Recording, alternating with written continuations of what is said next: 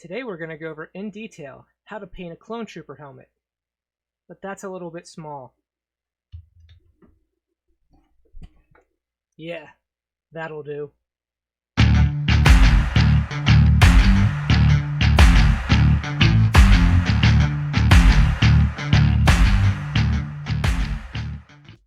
Hi guys, Jonathan from Two Raven Studios. Welcome. If you're new here, please hit subscribe. We have new content every week about gaming and painting and all sorts of fun stuff, and you don't want to miss out. So today we're going to do something a little bit different. Normally I paint miniatures, but last week I hurt my thumb and I couldn't really hold the miniatures to paint, so I painted this Captain Rex cosplay helmet though, so we figured we'd go over that. Before we get into the painting of the helmet, I'm going to go over why we paint miniatures the way we do and how we apply those concepts when we move to something larger like this. So even if you're not planning on painting any cosplay or something larger, this could help you if you're going to paint a tank or a bigger miniature, because painting things of a larger size is a little bit different than painting smaller things. And we're going to go over why we do certain things when we paint and how we adjust it when we move to something larger like this. So speaking of this helmet, it's a 3D print. It's from Nerds4 Designs. I'm going to leave a link below to their Etsy store so you can check out all the cool stuff that they do. So they have full sets of clone armor, different helmets, all kinds of cool things. This is a really cool file. So it actually took a lot of sanding and smoothing to get it to this point, but that's just part of the process of working with 3D prints, and if you've done that before, you know that. But we're not going to get into the whole finishing process of what it took to get to the state to be ready to paint. We're going to get into the process of painting it. But like I said, before that, I'm going to get into why we do things when we paint miniatures and why we use certain techniques and how we apply that to this. So if that does not interest you, I'm going to leave a timestamp so you can just jump to me getting right into painting this helmet if that's all you want to see. But if you're a painting nerd like me, I'm going to talk a lot about the theory behind miniature painting. So here we have a picture of both the full-size helmet we're going to paint today and a clone trooper from Star Wars Legion. They've both just been primed white. I tried to put them in the same spot so they were under similar light conditions. Obviously it's going to be a little bit different because of the scale difference of the two objects.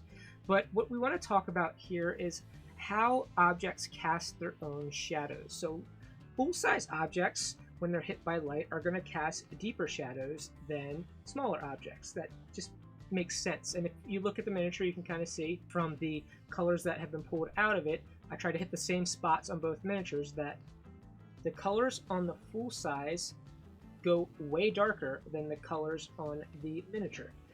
So we take that in mind. So when we paint miniatures, what we're trying to do is create those deeper shadows through paint that we don't get because it's not casting its own shadows.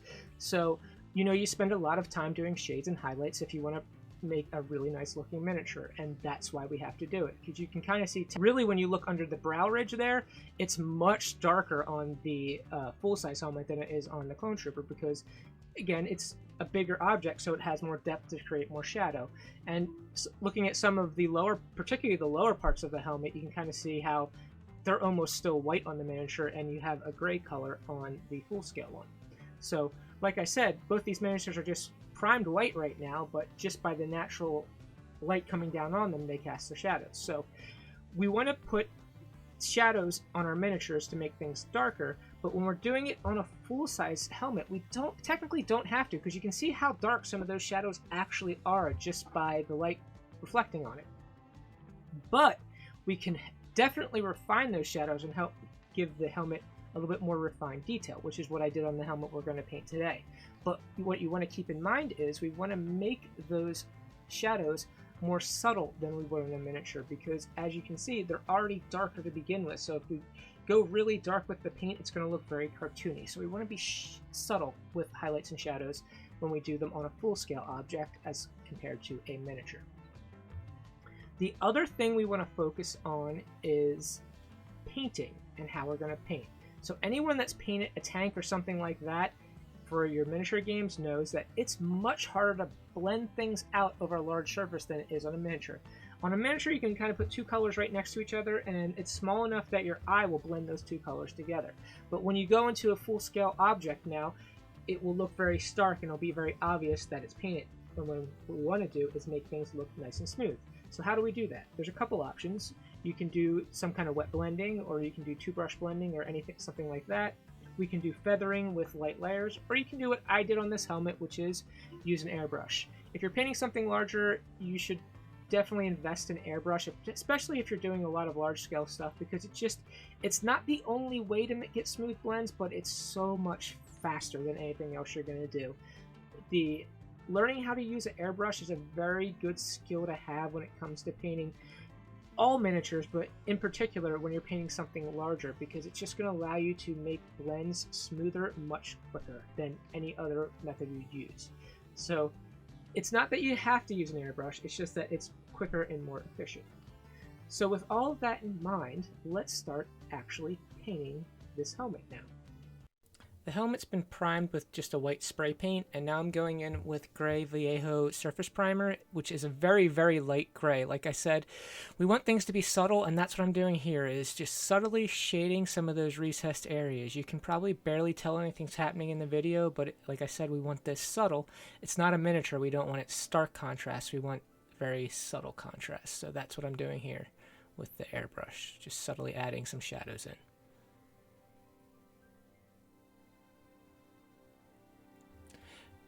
Next up, I'm just using cheap gray craft paint that you would find in like Joann's or Michael's or one of those type of stores, and it's just furthering the shadows a little bit. It's a little bit darker than the last gray I used. You're going to find throughout this process, I'm going to stick pretty much everything I can through this airbrush to show you it doesn't really matter what paint you use, it's just the technique.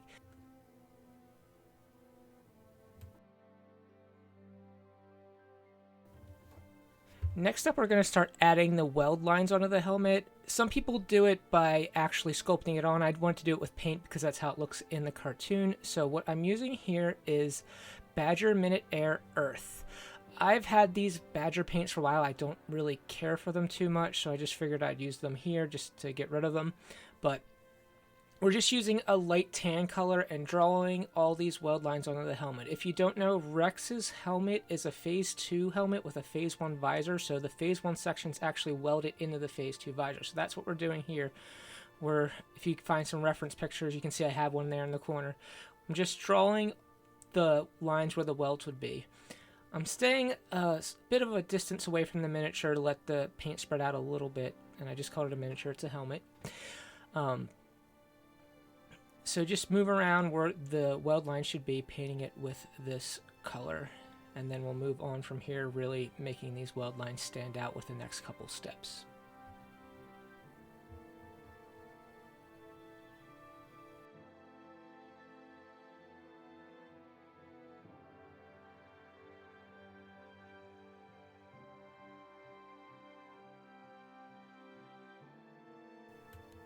So we're going to refine these weld lines even more. I'm using a mix of Regal Red and Demonic Skin. Again, it's the Badger Minute Air line.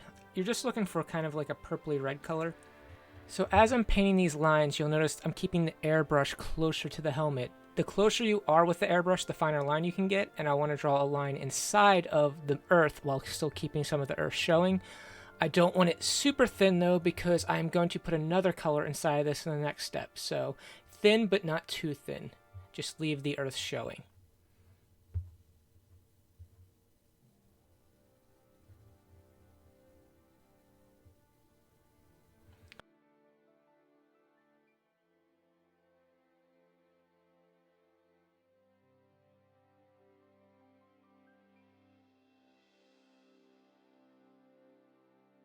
So now I have a mix of P3 Underbelly Blue and Cobalt Alchemy by Scale 75, which is a metallic color, so I'm making a bit of a semi-metallic. And I'm repeating that last step, drawing a line inside of the previous lines. I want to keep it nice and tight to the helmet with the airbrush, so I have a nice fine line in between everything I've already drawn. So I want the previous colors to still show through while making this light blue semi-metallic line in the middle. Once this step is complete, we'll really start looking like the weld lines from the cartoon, but we want to refine it even further in the next step.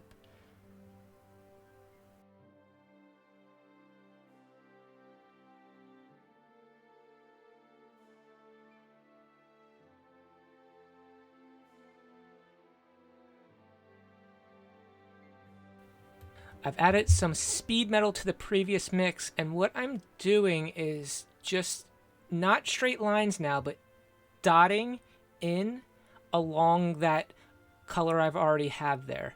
So what this is going to do is kind of give it that rough weld texture by not drawing lines, but you can kind of see I go dots, maybe spread it out into the other colors a little bit as I go. Since we didn't sculpt on the weld line, we want to create the texture here with the paint. So by doing this, you should have a pretty convincing looking weld line when you're finished. It should look pretty accurate to what is in the Clone Wars cartoon.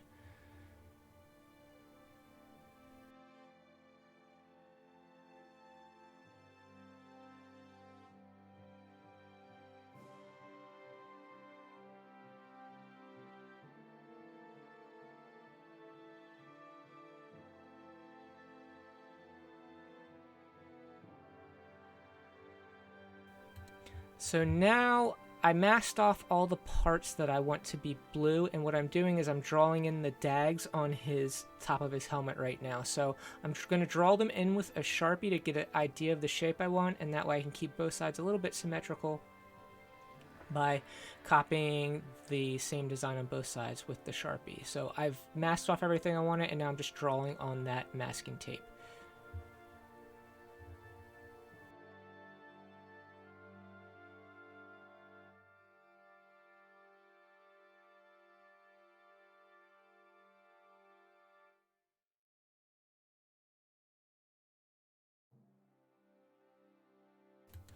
Once the design's drawn out to my satisfaction, I have an X-Acto knife with a very sharp blade, and it's brand new, and I'm cutting that design out of the masking tape. I want to not have too much pressure because I don't want to cut into the helmet. I'm just trying to cut the tape here, and that's why the very sharp blade is important, because the blade will do the work instead of having to put pressure in to do it. So just cut along the lines you just drew in the previous step so we get that nice sharp dag in the helmet.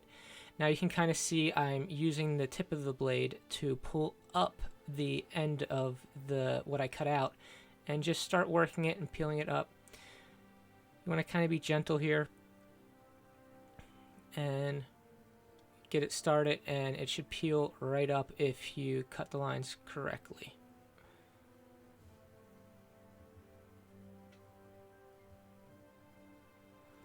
So you may have noticed something I did is I tore little tiny pieces of the masking tape and put it in random spots in the helmet to simulate scratches. I was going to do some salt weathering here, but I realized I barely have any salt, so I did this instead, and it came out pretty convincing. I was happy with how this worked.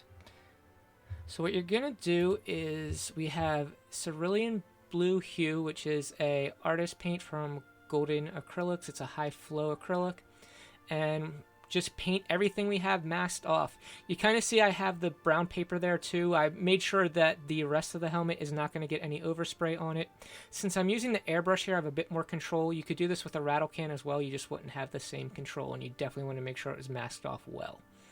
So as long as the edges are pressed down well on the tape, this is a pretty straightforward. We're just going over the unmasked areas with this blue color.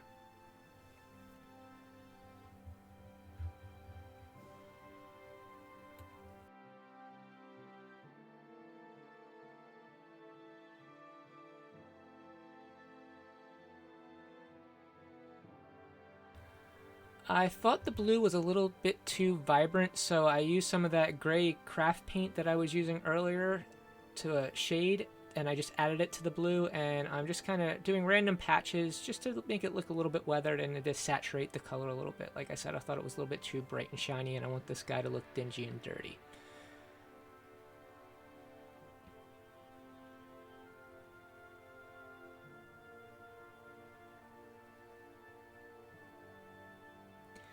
And next up I want to add even more weathering, so I used a phthalo blue, and it's the same brand as the cerulean blue.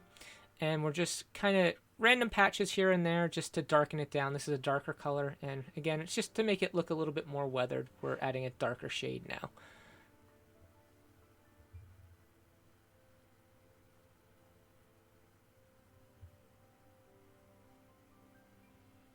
Now comes the fun part, peeling off all the masking tape to reveal what we just did. So you can kind of see the edge there a little bit where I added the chips in with the ripped pieces of tape. You can kind of see how that's going to look now as I pull it off in the edges. It's a pretty cool effect it gave it. So just pull off all the tape, nice and gentle. You don't want to rip off the white paint. We just want to pull off the masking tape without pulling off any paint. And you can kind of see as I scratch out the little scraps I had here and there to give it some weathering.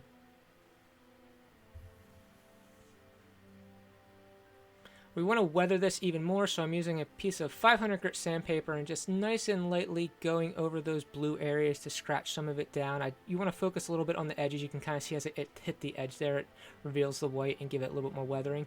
You just want to be very careful around the painted welds, because if we scratch that paint off for the weld, it's going to look really weird. So we want to just scratch off the blue right now.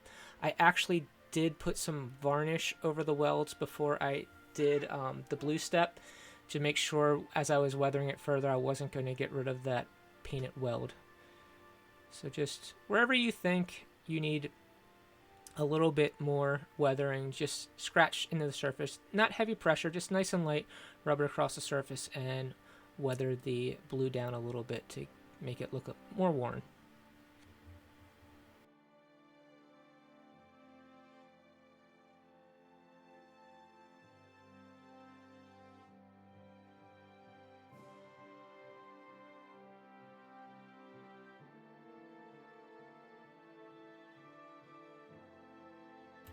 Now I'm going to paint on the tallies on his helmet. So this is just a mix of carbon black ink from Liquitex and Vallejo black surface primer. The ink lets it flow, the primer kind of gives it more coverage. So you'll notice in the next step that they look a little different because I wasn't happy with how it came out. I actually sprayed over and redid this step. But I'm just using a brush and dipped into the paint ink combo and drawing on these hash marks. It's a pretty simple process. You kind of notice I'm using my finger there to steady the brush so I get nice straight lines. And you also want to think about painting it in an order where your hand's not going to wipe over what you just painted and smear it. That's important.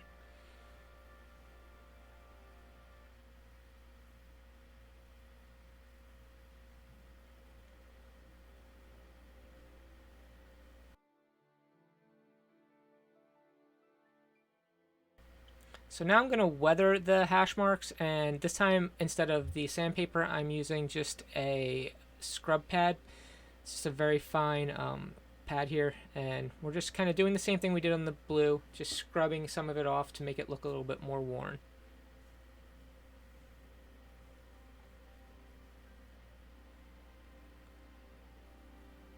And then to add a little bit of further weathering, I'm just going back to that Vallejo gray surface primer and spraying a little bit here and there just to give some distress, going over those hash marks a little bit to make them even more worn out, and just random parts of the helmet. Just, again, we're trying to make it look a little bit dirty and distressed here.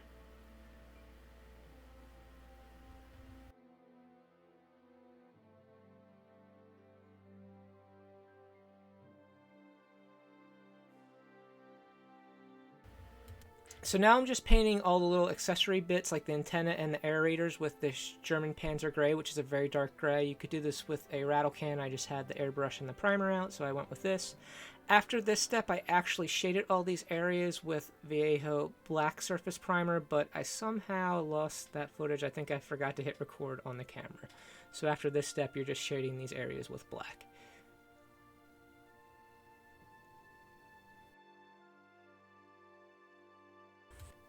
Next up, we're going to dirty up the helmet. So I'm using a mix of transparent Raw Sienna ink from Liquitex and cool gray ink from Dalerani.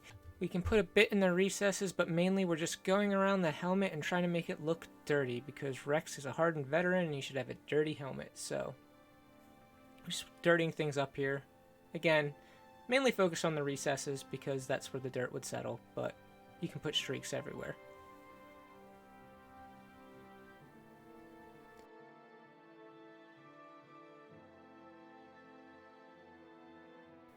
And we're going to repeat the process with Payne's Gray ink. You definitely want to go very light on this because you can make it look very cartoony very fast. Remember how I said you don't want to have dark shadows on something this big. So again, we're making it look dirty, adding some shadows in here and there. Just reinforcing the overall look that we've been building over everything else we've done. Put this color on both the blue and the white so we start tying everything together. So now I'm going back in with that pad, the fine sanding pad there, just to scratch up the edges a little bit. So I'm really focusing on the edges, and it's going to give me a little bit of a highlight. You can kind of see as I go along the edge of the detail there, we're scratching off all of the other paint that we've added over top of the white and bringing the white back out. Just to, again, how we would highlight a miniature, we're just giving it a little bit of highlight.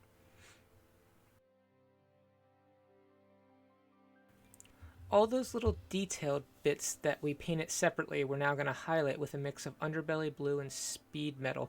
We're also going to use this color to paint the inside of the teeth part of the helmet and the inside of the aerators. But we're going to do this, the dotted edge highlights. If you watched any of my other videos, it's kind of how I highlight everything when I want it to look weathered. I dot along the edge to give it a highlight. So we're just doing that here. It's the aerators, the little screws or whatever they're supposed to be on the side of the helmet, the antenna. Just all the parts that are darker, we're giving a highlight with this color.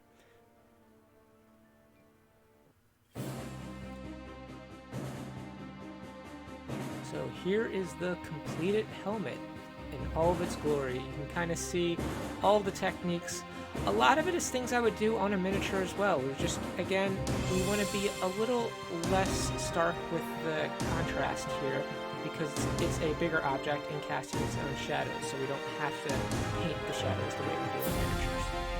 But this was definitely a fun project, and I hope you guys learned something. You can apply a lot of these techniques to painting tanks and stuff like that in your miniature armies, especially that ripped tape to chip the blue parts there. That would work really well on a tank.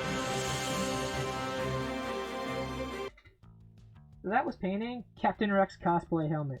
Hope you guys enjoyed it. If you did, please leave a like, hit the subscribe button so you don't miss out on any of our upcoming videos. Next week we'll be back to painting some miniatures, but on the topic of cosplay and stuff like this, I have some plans for some future costumes, and if you guys like this sort of thing, tell me in the comments below. That way, as I do my next project, I'll upload some stuff so you can kind of see this type of stuff on top of the miniatures. The miniatures is always going to be the main focus, but we can add some of this stuff in to have a little bit more fun. So I hope you found it useful. As I was saying, this is good not just for a helmet, it's good, you can use a lot of these techniques as if you're painting something like a tank or something like that for your miniature army. So hopefully you guys got some use out of this, and until next time, keep on gaming. And this is normally where I say paint your minis, but today we didn't paint a mini. Paint your cosplay.